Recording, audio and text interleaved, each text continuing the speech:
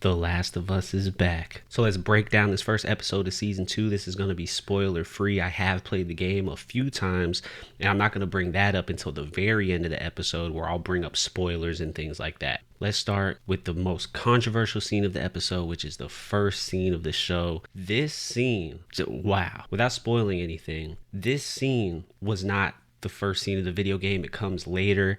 And I'll just say, having this scene coming first changes a lot of the narrative of the game. So right off of the bat, this means we're going to be getting a different story than the video game, at least on a story beat and emotional level. Like, it's going to be different. I'll decide if I like this change at the end of the season. I want to give it some time. So we'll see if by the end of the season they find out a way to make it work. But we're introduced to Abby in the scene and her friends, and we're shown that Joel, all the people that he killed at the end of the first season, these are some people that are left over. And Abby wants revenge. She really wants revenge. Slowly. What? When we kill him slowly.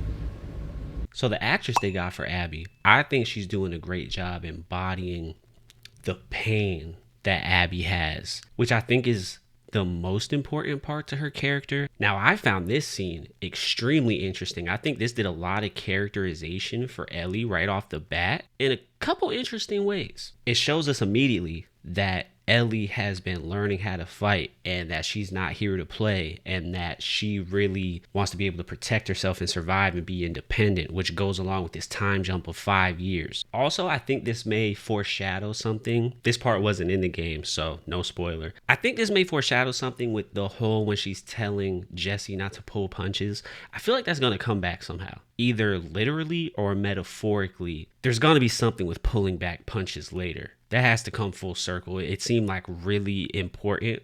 So I think something's going to happen between them two with that. We'll see. I'm putting that out there. Next, I want to talk about a change they made that I actually really love. I love what they did with Jackson. This town feels so much more alive than it did in the video game. I love how there's construction and they're building, and it's like this growing organism. It's like the setting is in motion, where it didn't feel like that in the game. I like it because it gives more importance of the actions of some of the characters in the game. Like, you have that city council, you have Joel that's like in charge of construction and things like that. So it makes them feel more important to the people, to the town, to the world, especially with a scene like this. We need to build faster. Faster? Sure, how much faster? See, we got this dial called the constructometer. Joel. The more you turn it, the faster we go. We're running out of space to put these people. Yeah, I noticed. Maybe your council stop letting so many of them in. It's our council. We're supposed to leave them out there? If our lifeboat is swamped, yeah, we leave them out there. Joel, you were a refugee too. So it really cements Jackson as this like hub that's helping the world, that gives these people an importance past their own personal dynamics.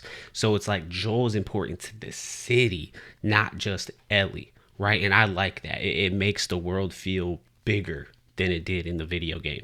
Now, as we see the horde that's going to attack next episode, I feel like when Joel was just talking to the kid and he was like, keep fighting the monsters, and he was like, pew, pew, pew. I think that's somehow going to come back next episode. We'll see, but I feel like that's foreshadowing somehow. On to another controversial scene. So in the game, Joel was definitely not a guy to go to therapy. He was definitely holding everything close to the chest. That was part of the problem with his character, right? I can't say more than that for now.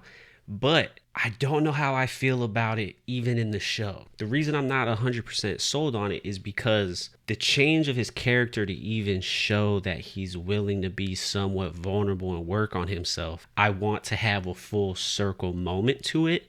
And I hope we get that. That's all. I feel like if we get that, I'll love this edition. Because, yeah, it's a shift to his character, but I don't think it's necessarily a bad one. I just want to see it play out. Like, if they're going to add this, I want them to be adding it for a reason. So I want the payoff to be good for this. But I do like how in this first episode, after we see what Joel did in the finale with killing everybody to save Ellie, I do like how he's starting to face consequence already, being painted as this morally gray character, if not a villain, with lines like this. You shot and killed my husband. You killed Eugene, and I resent you for it. No, maybe a little more than that. I hate you for it. I hate you for it. And yes, I know you had no choice. I know that. I know I should forgive you. Well, I've tried, and I can't because of how you did it. Like, that dynamic is really cool because it shows how in this post-apocalyptic world, like, no one's fully good, no one's fully evil. Like, you have this therapist that's being somewhat of like an unethical therapist. Also, another reason why I like this dialogue is because it really paints this picture of Joel where he has to keep doing these things he doesn't really want to do, but that he has to do. That's it. That seems to be something his character's always going through, which makes sense in a post-apocalyptic world. And also this acting right here. What did you do?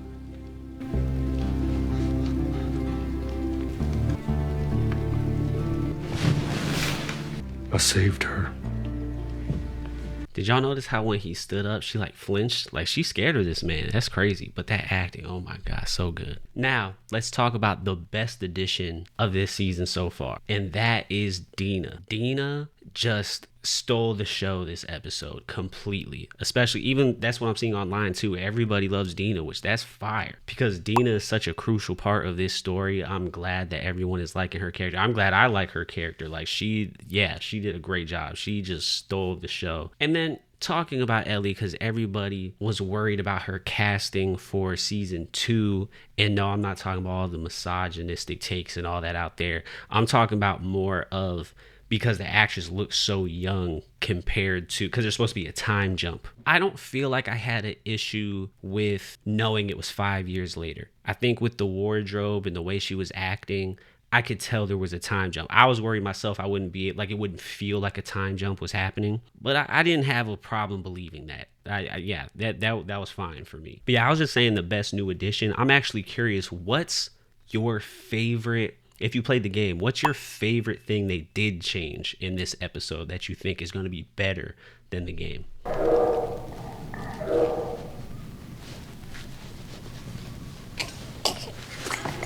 So what's dope here, besides just a good scene, good chemistry? I think this really does show how, either due to the fact that they are only 19, that they're behaving kind of in a naive way, which I don't think that's the case, because everything that Ellie went through in the first, season, and I'm sure things Dina has been through too, it just shows how confident they are that they can take care of themselves and handle these clickers and everything, that they're joking about it, right? And I feel like it would be cool if that switches at one point, where they're kind of in a very similar situation that they're in right here, but they have to take it super serious. I feel like that would be cool. I would like to see that full circle moment happen.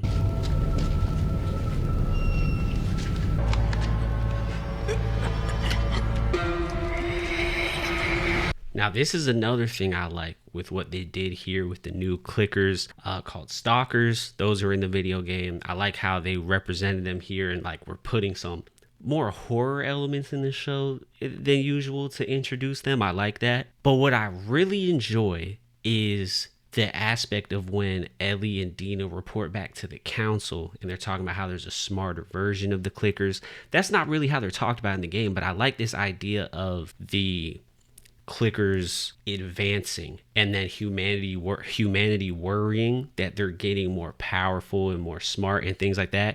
I like that storyline. I think there's some cool things that could be done with that, and I want to see where that goes. It gives some characterization to the infected as like a species, which I like that. Now, I want to talk about the scene of Ellie getting bit, but I gotta talk about that in the spoiler section. All right, but I definitely want to bring this up. But when she decides to hide it by carving, with the knife, that's interesting, because I'm wondering if someone will be able to tell it's a bite, or I want to know how that comes back. Once again, that's not in the game. I want to know how that comes back, but I do have stuff to say about it. But like I said, in the spoiler section. Strings are shot. Oh. I'll put some new ones on for you. Oh, you don't have to do that. I'll get it back tomorrow.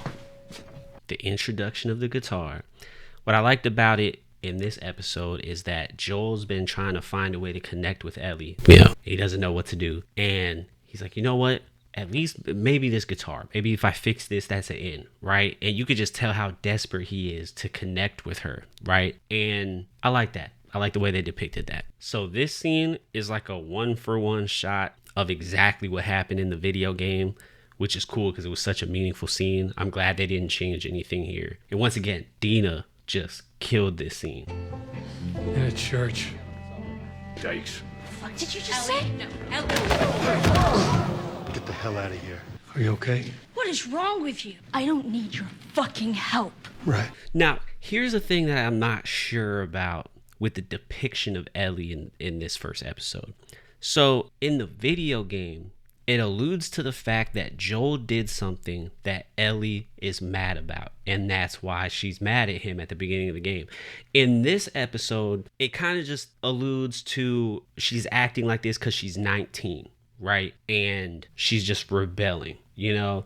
And so she's being portrayed as kind of just like a brat in this first episode, just like a moody teenager. And so I feel like she loses a little bit of her characterization that she had in the game due to that. But once again, I'm not going to make any, if I think it's good or bad, until the end of the season, because they can make it work. But I was just surprised that that's the route they went, because it almost made her a little unlikable this episode. Y'all let me know how you feel about that, whether you played the game or not. Is that how she came across to you in this episode? Like kind of unlikable? Leave a comment, because I don't know. That's what I got. I just want to know if that's what y'all thought too. So in the spoiler section, I'm going to talk about this part too. Now, them using the hive mind to bring the horde to the city, I could feel like it could be a great change, honestly, to the video game, because that's not what happened in the video game. But once again, I'm bringing this up in the spoiler section because there is a part that I don't know if they can get away with.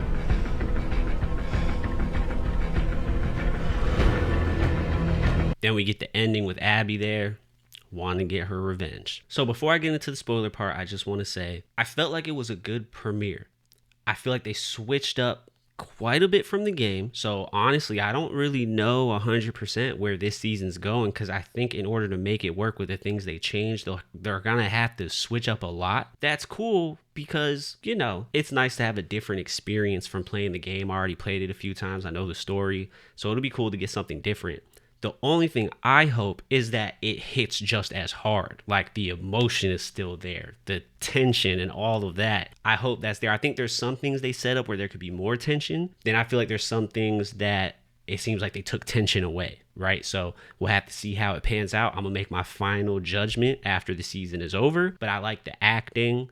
I like where the story's going so far. And so yeah, I'm excited to see where this is going. I'm excited to see where it's going. I think it was a solid premiere. Now let's talk about the spoilers. If you haven't played the game, you know, you can avoid this, or if you are interested in spoilers, all right, come join us. So this first scene is going to be the majority of what I talk about in the spoiler section, because this is the biggest change they made that's going to have the most drastic effect on the story, and I have no idea if it's going to be good or bad or not. Showing Abby's motivation at the very beginning changes everything, because a lot of the brutality and a lot of mystery around Abby was that we didn't know who killed Joel, like who she was. We didn't know why she was doing it. So it was just this brutal attack, right? And then you felt for Ellie, like there was just this random brutal attack on Joel, and you just had this, like it made it feel okay for all the things Ellie was doing, because it blindsided you just as much as it blindsided Ellie. And so you're okay with her picking people off one by one, taking out Abby's whole team.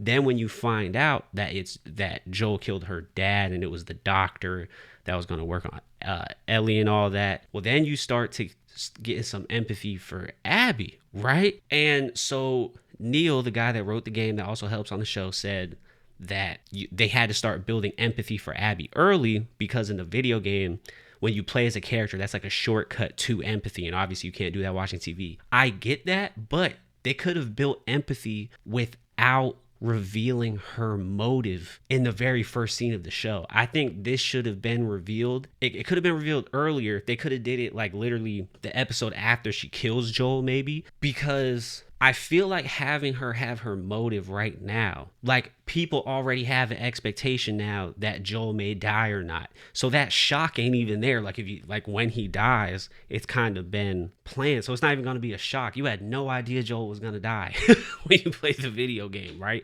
So the shock, the tension of that's gone already, right? That's already gone. So they're going to have to add more tension in the death scene somehow. I don't know how they're going to do that, but if they want it to hit as hard, they're going to have to change something. Then also, I assume with this structure that they're doing, they're not going to do like, because I know this season's split in two, and it's not going to be half Ellie, half Abby. They're not going to do that. It seems like they're going to do more parallel, right? Which once again kind of ruins the narrative structure of the game. So it'll be interesting to see how it works on TV. It hits so hard playing as Ellie and you're killing all of Abby's people. As the player, you're like, yeah, I got my revenge for Joel. But then it hits so hard and you feel guilt and all this kind of stuff when you start playing as Abby and you start learning about all these other characters. So if they do the parallel thing, are they going to do it where they show Abby doing her day by day and then Ellie coming in after that and killing people? I feel like that's going to ruin Ellie's story. Like, she's going to come across so much different, just like it's just a revengeful killer, which she ends up being that, like, but you don't feel like that when you're seeing it the first time, you know. You don't see it like that. And so yeah, I don't know. I don't know. I feel like it definitely, putting this first, knowing her motive, ruins so much of the narrative of the game. And I don't necessarily think that means it'll ruin the narrative of the show, but they're just gonna have to restructure a lot to make it work and have it still be just as emotional and stuff. So I don't know how they're gonna do that. Also, the little kid right here doing the little finger guns at Joel, I feel like that definitely foreshadows how Joel is going to die in this show. I think it's going to be a little bit different than the game somehow, but that definitely foreshadowed his death somehow. When it comes to this therapy scene, there was something about it that I'm kind of worried about. We find out in the game that what Ellie's really mad at Joel for is Joel did open up to her and tell her what he did when he saved her. And like, that's why she's so mad at the beginning of the game. The therapist says that in order to start healing, you have to say what you did out loud. Thing is, in the video game, he already did say it out loud to Ellie. This kind of tells me that he actually didn't tell her yet. Like, that line of dialogue, to me, it makes me assume that he didn't tell her yet. So I'm actually wondering, why is she so mad at Joel? And I mean, he could have told her, but then I feel like that line of dialogue doesn't really make sense because he would have started healing since he said it out loud. So either that piece of dialogue just doesn't make sense, or he hasn't told her yet, which would make Ellie being mad at him not make sense. So we'll see what happens with that. So the bite is one of the changes that I feel takes a lot of tension away of something in the game. Now, I thought people told me that it was confirmed the spores were coming back this season. And so I thought that would mean like the two scenes where one, Dina's mask cracks and then Ellie takes hers off and puts it on Dina. And that's how Dina finds out she's immune. And then also the scene where Ellie is just beating up that girl in the basement where the spores are down there. Both of those scenes have so much tension due to the spores. If this bite is somehow how Dina finds out that Ellie is immune, I'll be so mad. I'll just be so mad because that's just not as good of a creative decision as the game. It's just not. Lastly, I am so glad they decided not to have the porch talk in this episode. I thought they were going to have it in the very first episode. I thought they were going to have that major reveal. I'm glad they decided that they're going to revisit this later, because I feel like that would have been a horrible choice to reveal that in the first episode. But once again, due to the fact they even alluded to this scene, tells me that yes, Joel told her already that, you know, he did the whole Firefly killing thing. So I just don't know why they put that therapist scene in there. But anyway, yeah, I'm glad this wasn't in the first episode. Now, when it comes to the hive mind coming to Jackson, I think that could work great on just like a dramatic action level. Like, I think that'll work great for TV. However, once again, narrative wise, it ruins something, because in the game you're playing as Abby and then Joel ends up saving you, right? And you don't know, like, Abby has been looking for Joel and wants to kill Joel and all that. And obviously we know now in the show that she does want to kill Joel. So, but even then in the show, if Joel was to save Abby, like, Joel doesn't know that Abby's trying to kill him. So there still could be that tension, because we as the audience would be like, oh my God, Joel, no, like, Abby's trying to kill you, don't save her, which they still may do. But I just don't know how it would work, because she'd be like an intruder in the town where, you know, they were both on patrol and Joel's trying to save her from the horde. So I don't know if it would work as well, but we'll see what happens. So yeah, just lots of changes. Lots of changes. We won't know if they're good or bad until it plays out. So let's just sit with it. Don't judge it too hard yet. All right, y'all. Till next week. I'll see you.